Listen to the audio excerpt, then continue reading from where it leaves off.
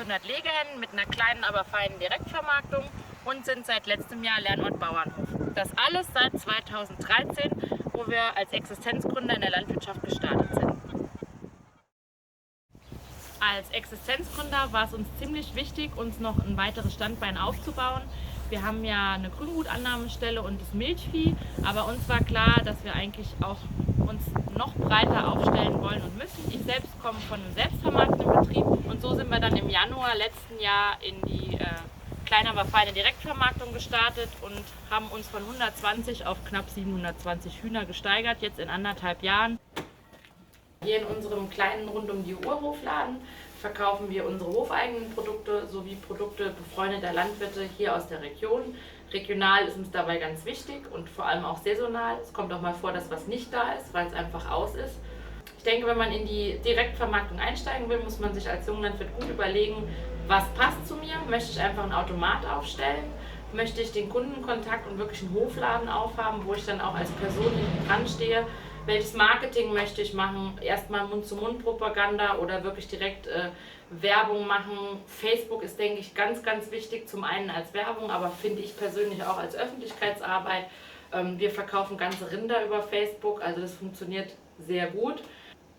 Ja, man muss einfach schauen, was zu sich passt.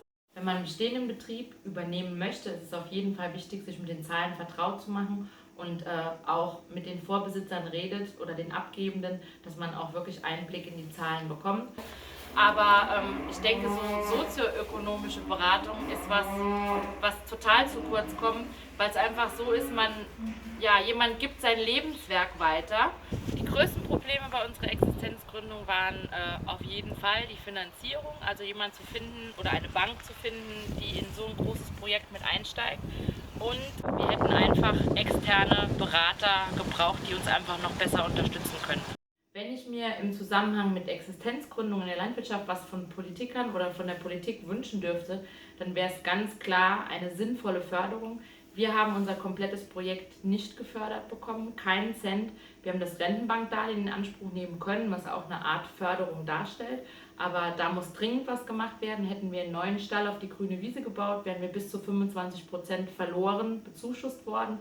Was wir uns auf jeden Fall auch von Politik wünschen würden, wäre, dass sie sich gemeinsam zum Beispiel mit der Deutschen Rentenbank überlegt, wie man diese Rentenbankdarlehen flexibler gestalten kann. Die sind doch für junge Betriebsleiter sehr starr, was die Zeiträume angeht, Tilgungsaussetzung und so weiter.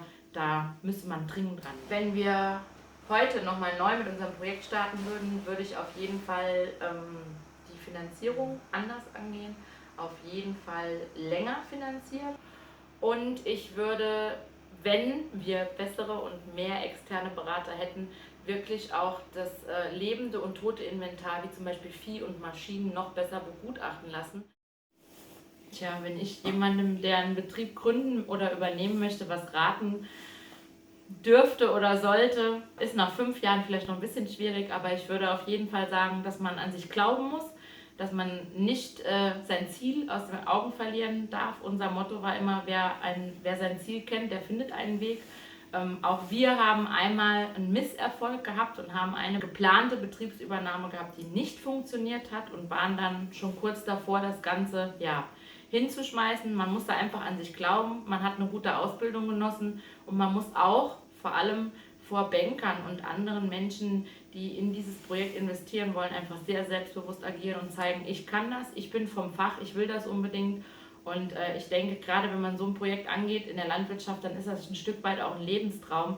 Und dafür lohnt es sich zu kämpfen und nicht aufzugeben. Und dann kriegt man eigentlich alles hin.